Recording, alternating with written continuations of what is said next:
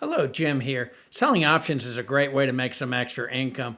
Over the past couple of years, I've been using one strategy in particular, the option wheel, and I've kind of modified it. I've changed it to better fit my needs. Today, I want to talk about that. I want to talk about how I've kind of adjusted that strategy so that it works a little bit better for me. It's a little bit safer, and it also, I believe, at times is a better way to go. So stay tuned. I think you're going to really enjoy what I have for you today.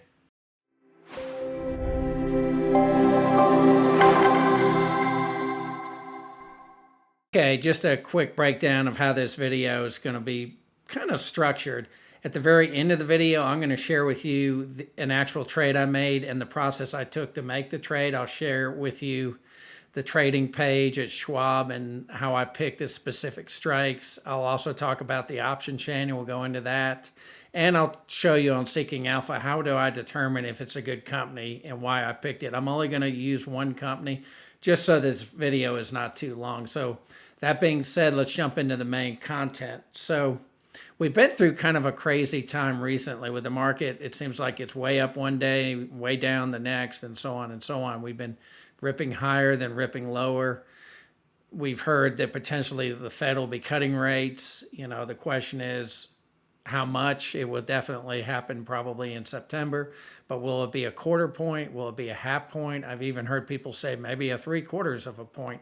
I personally believe they're probably not going to go above a half a point. I would be surprised if they did that. I'm still betting it's probably going to be a quarter point. They seem to stick to their guns. They typically stay out of politics. They're going to do what's right for the economy and for the country. At least I believe so. So I think we're still probably on track for a quarter point. Maybe a half point. But I'm still kind of leaning more towards a quarter point. And I think because of that, we're going to have more topsy-turvy market. There's going to be a lot of volatility. We're going to, just like we have been the last week or two, market's going to be up part of the week and then down the next part of the week. And what's nice about it, especially if you're an option trader, there will be a lot of premium, but there'll also be a lot of fear. There's already been a lot of fear of a potential recession and that the market may dive big time. I'm not so sure it's going to dive big time. I do think, we may get into true correction territory. I believe for the S&P, that's below 5,000. Right now, we're like we were at 8 or 9%, but then it jumped back up today. And then I think in the morning yesterday, then by the afternoon, it went down. So I see us going down a bit lower. And then when they do make the rate cut in September, I think we're going to probably hit new highs. We'll probably get a bounce in the market. And then the elections, as we get closer to the elections, it'll be kind of all over the place. No telling what's going to occur.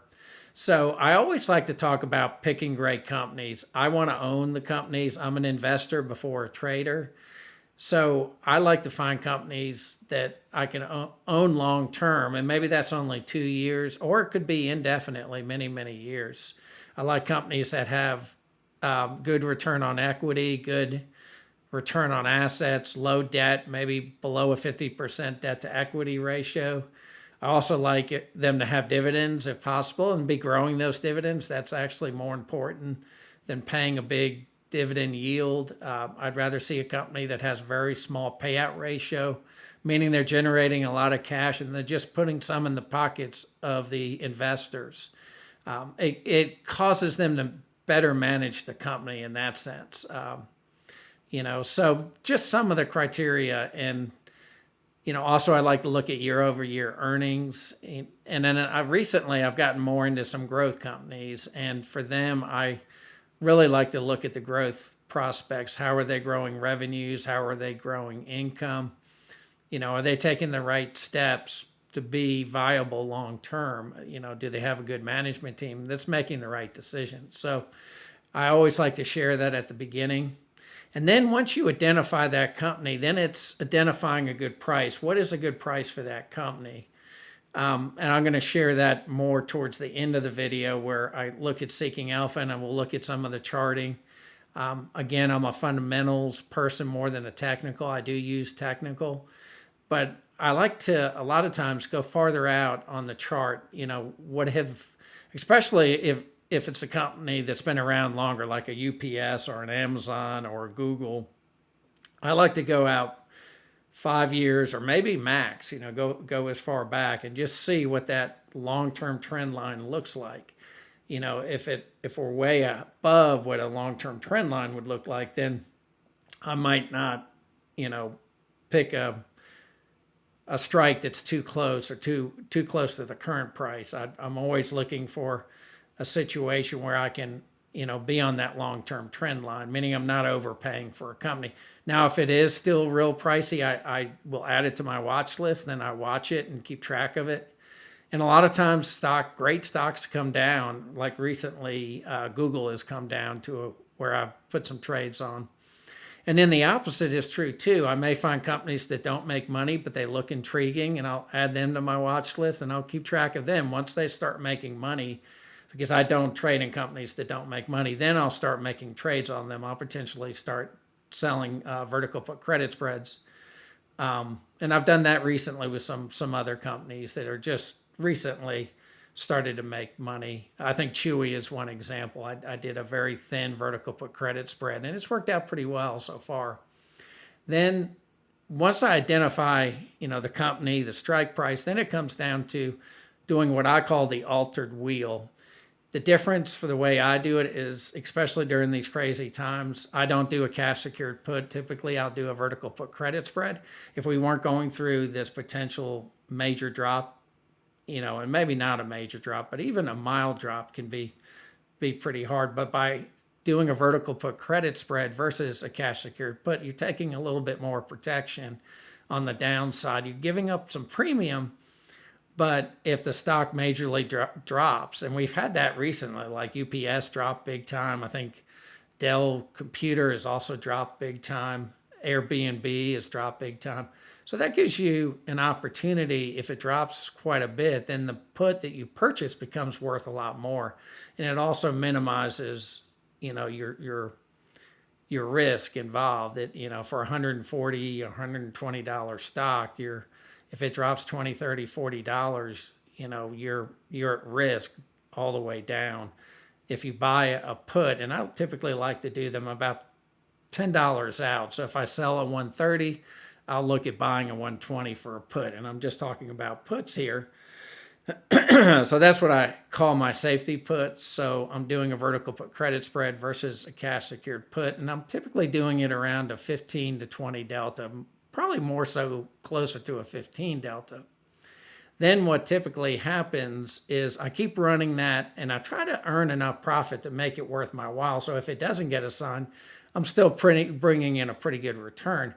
Then when it does get assigned, I'll start selling covered calls on it right away, typically. Like with Google, I did it the same day that they were assigned. And then I like to sell the calls at around a 20 delta, mainly because I want to own these companies longer term. So, but if a stock has dropped big time, then I at least want to be above the cost basis. I want to be able to sell a covered call above that cost basis. So in the example I gave before, say, I sold a $100 or $130 put, and then the stock dropped to 120, I would still try to sell a covered call around that 130 level. Now I may go a little farther out to pick up enough premium because I do want it to be very passive. And then I'll continue to do that and continue to try to make some pretty good money. Now, if my opinion of the stock changes, then I might take more risk with the covered calls. I might do a 30 or 40 covered call so that it will get called away from me, but I'll be earning a little bit more premium. So a lot of people who do the covered call side of the option wheel will do like a 40 or 50. They're looking to really get that assigned away. And again, my goal is to own the company. If you own a company like NVIDIA and you get some crazy return, then you actually would do better. But again, you might do the opposite. You might pick a company that falls majorly. So it's kind of a balancing, and it also depends, are you an investor or a trader? If you're purely a trader, then you probably do want to sell that covered call at a much higher delta, really close to to the stock price. So, and then at that point, say it does get assigned because I don't want that stock, it gets called away from me, then you can rinse and repeat. You can start the whole process all over again. And that's what I've been doing probably over the last 6 months. And I've had a few things get assigned. Some of those, like CVS, hasn't done as well. I've had others like Shopify, which was fairly deep in the money at one time, and it's doing really well now. It had earnings earlier in the week and did really well with the earnings. So I just kind of wanted to share that. I find this altered wheel works better for me. I have another one. A video I did a month ago was called the shielded wheel strategy, and that's another strategy that I've done just once currently. I'll probably do it again. And for that one, I actually buy 100 shares of a particular, and I did this with Google. I bought 100 shares of Google. Then I did one vertical put credit spread. And then at the same time, I sold a covered call. So by doing that, I already own this Google. Plus, I pick up a lot of premium. I pick up the premium from the vertical put credit spread as well as the covered call. Then, once the covered call expires and the vertical put credit spreads, because I picked the same expiration, I can do it again. And I may, if it gets assigned to me, I may continue doing it so I own more and more shares. But again, with any of these stocks, if they get too pricey, like right now, I believe Apple's a little bit too pricey, then I might stop the process temporarily and look at a different security, a different stock or ETF that may work better at the time. Because a lot of times strategies will work for a while with a particular stock, then stop working, and you might have to pick a different stock or ETF, or you might have to use a different strategy for that stock or ETF. So I just wanted to share that. You can find that video. Again, I believe it was about 6 weeks ago, and it's called the Shielded Wheel. So with that being said, let's jump into the next part of the video where I'll actually show you what this looks like with a stock I purchased, or not purchased, I actually sold a vertical put credit spread on recently, Qualcomm. So let's jump right into that. Now, a trade I did on August 1st was Qualcomm. And you'll see here, this is the long-term graph. Well, actually, it's only 1 year, but if we do 10-year, you can see it's not crazy overpriced at 164. I think when I made the trade, it was right at 160. So, it's in that range I like to sell puts on. It's also got a high earnings per share. The PE is 15. Actually pays a dividend, a pretty good dividend too, almost 2.18%. And so I'll also look at the dividends. I'll look to see it's been paying it for 20 years. Payout ratio is relatively low. It's paying $3.40 annually, and that's around a 2%, 2.18 dividend yield. Now, what's amazing about companies that grow their dividends quickly is if you buy the stock now and you own it 20 years later, the dividends are huge. They're Warren Buffett likes to use the example of when he bought Coca-Cola back in the mid to early 80s. He's currently getting as much dividends as his original investment in Coca-Cola. So, and that's part of the why I like, to invest in dividends. I have some stocks I've owned for many years that pay really good dividends now. So I'll look at that. I'll look at profitability. Qualcomm has return on common equity 36. I like to see anything over 20. And then I also like to look at return on assets 16. Overall, they've got an A+ ranking. Growth. The growth isn't the best. It is a very big company. But it seems to be doing a little bit better with growth of earnings and cash. They do have a lot of cash coming in. I also like to look at earnings year over year. They recently had earnings back July 31st. So their next earnings aren't till November 1st. And here you can see their year over year earnings look like they're about an average of 12, 14%. So they're definitely trending higher with profits. Pretty much everything I like to see. And I mean, we could look at options here, but I'm going to show you how I put the trade together.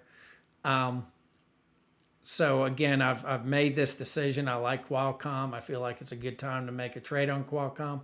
Then what I typically do, well, I'll come in and I'll look at the option chain, and I like to do monthly. So right now I'm doing most of my trades September 20th. It's currently August 8th. So I believe it's right around 40 days from now.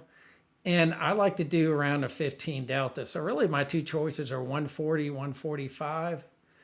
And if I come over here, you could see here's 150.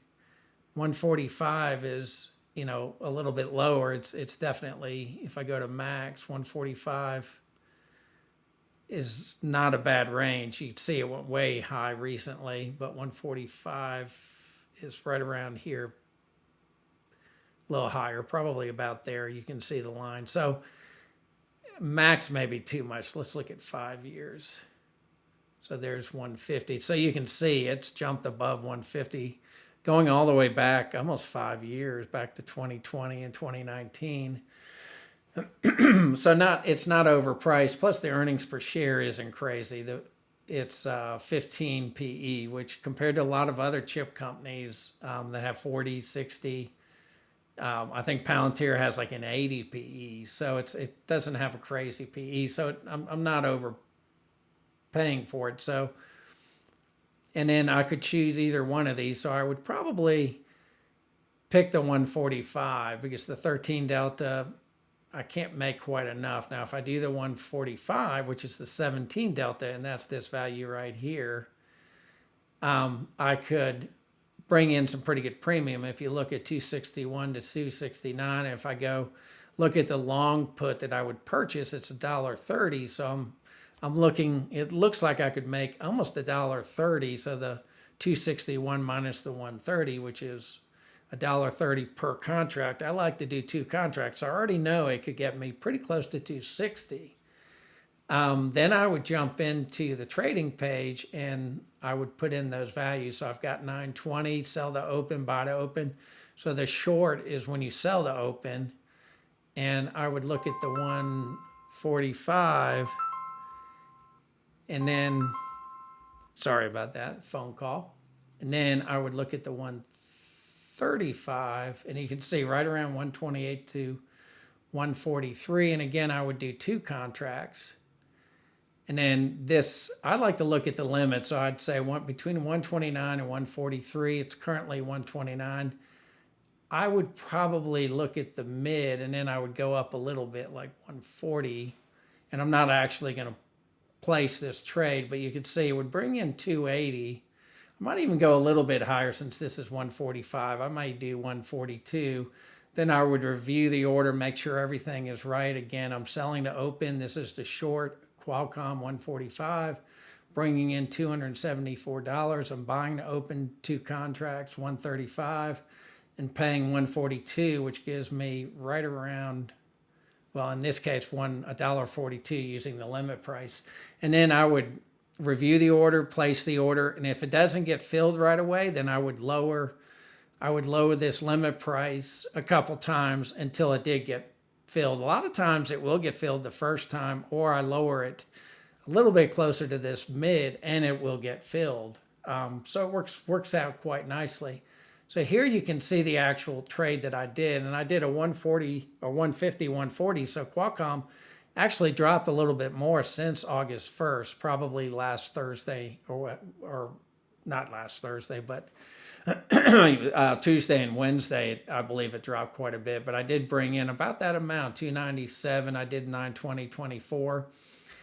This is within my Patreon. I share all my trades for all my different membership levels. If you're curious about my memberships, take a look in the description of this video. In the Investor Club, which is this one, you get access to my trades, my collections. What you don't get is Discord or actual coaching.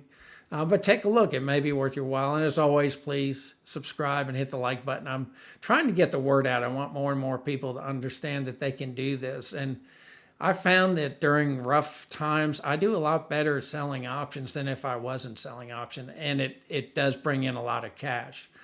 I believe last month I did over 9,000. This month, I'm not quite sure because I'll probably have some assignments depending on what happens.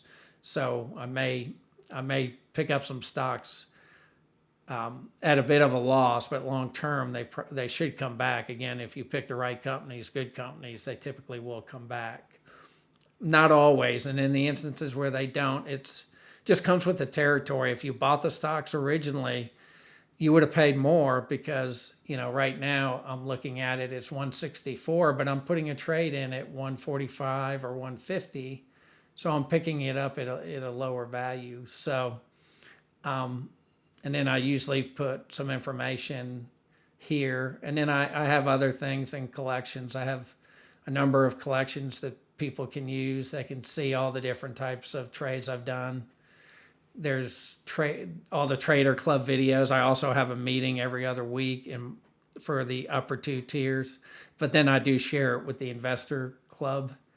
I can show you what that looks like. So if you go in here, you'll actually see all the different Trader Club meetings. And this is just on my site. This is not, I did not release this to YouTube. But there's a lot here.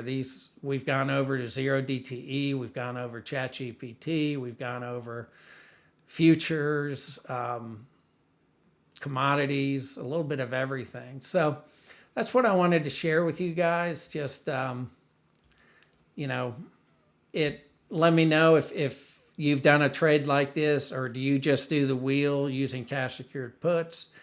Do you do kind of your own flavor of the wheel, or do you do something completely different? I'd love to hear from you. And as always, I do try to answer these comments, usually within 48 hours. So I look forward to potentially hearing from you. And as always, thanks for joining me, and look forward to seeing you next time.